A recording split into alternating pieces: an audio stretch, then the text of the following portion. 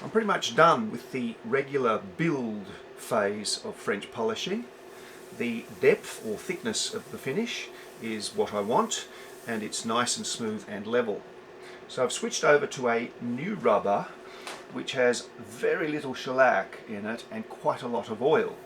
And I call this phase burnishing because we're really only skimming over what is already there and just trying to make it a little bit more smooth and glossy. We're not aiming to put anything down. It's really all about moving and conditioning the finish that's already there.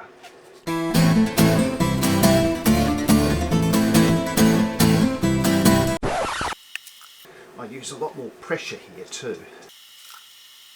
It's a bit too dry, I'm not getting any trails.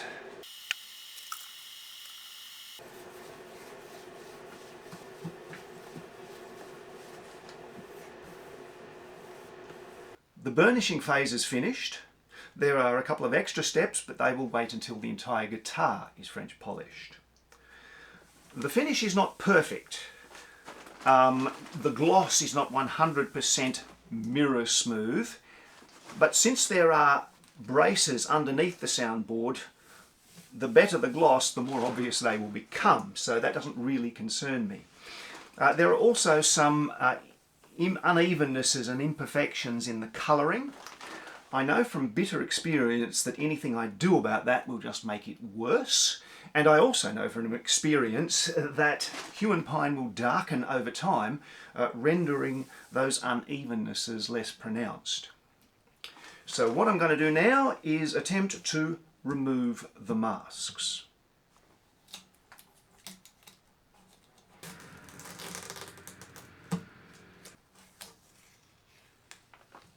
Remember when I said that Scotch tape is a little bit brittle? So when it tears the wrong way, that's when I need to bring out a chisel to get the rest of it off, and that is a very nervous task.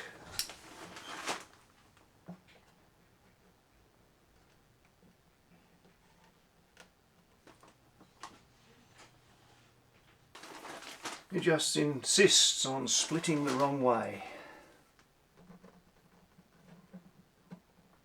Very fiddly, but that's looking nice.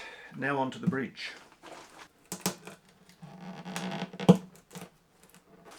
I need to be very careful of little flakes of shellac that lift and land on the soundboard because they are going to want to adhere to the finish. So I need to remove them, and perhaps I should have put a bit more oil on the soundboard before I started this.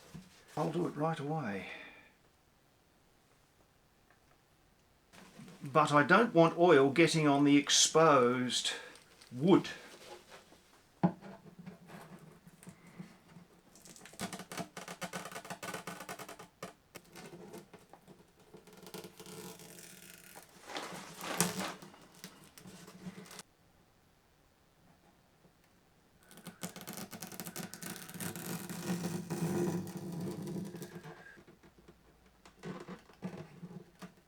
That was a lot fiddlier than previous builds, and I think I know the reason why. As you recall, I did some sanding after the mask was down, and a little bit of sandpaper on the edge of that tape makes it even worse. But the lines are pretty clean, and now I've got to do it on that one.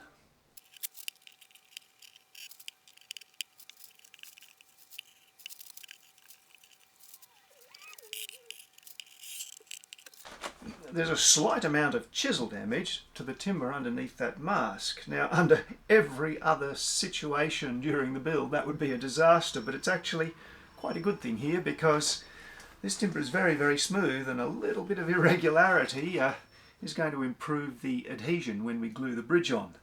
In fact, I'll probably scratch it up a bit more before we do that. I have a trapezoidal block screwed to the bottom of the heel to give a level surface for clamping, and it's time to glue on the fingerboard.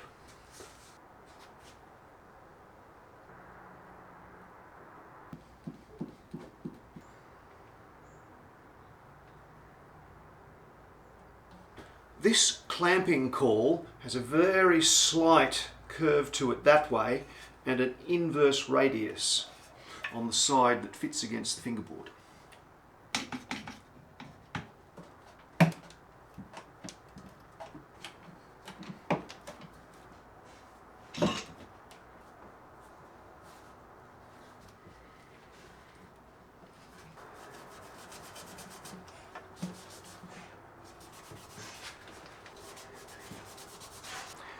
You might recall that our second bridge, the one that I laminated, had a bit of a problem with weight. Off camera I attempted to slim it down a bit and I messed up, sanded through a layer so that it's got some fairly severe cosmetic issues there.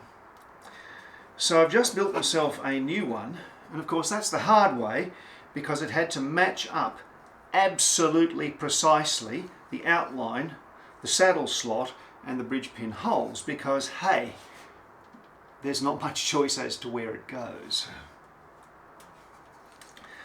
But I think we're going to be okay, and I'll hang on to this one just in case and probably attempt to French polish all three of them so that I'll be able to choose when the time comes. It is now time to glue on the heel cap. I've done a little bit of shaping so it's almost 2 dimensions, but we're going to kind of finish it after it's glued on.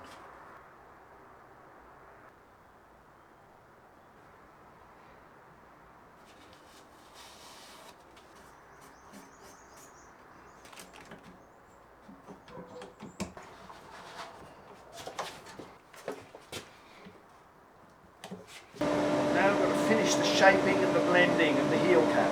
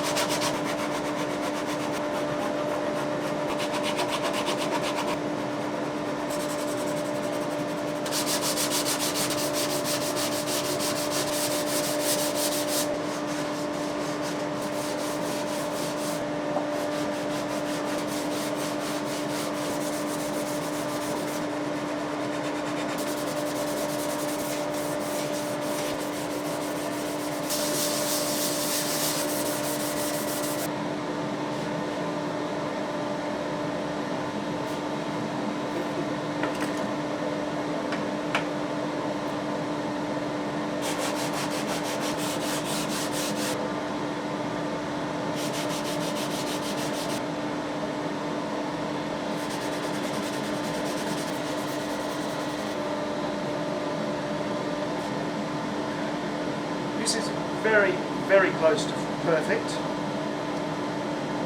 It's also fretless, so it's going to be brilliant.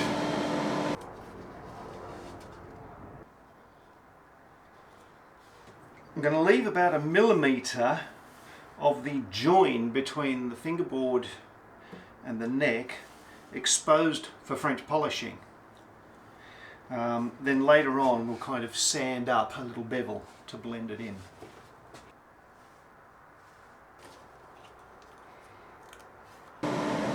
Turns out I'm having to do the same thing on the other guitar.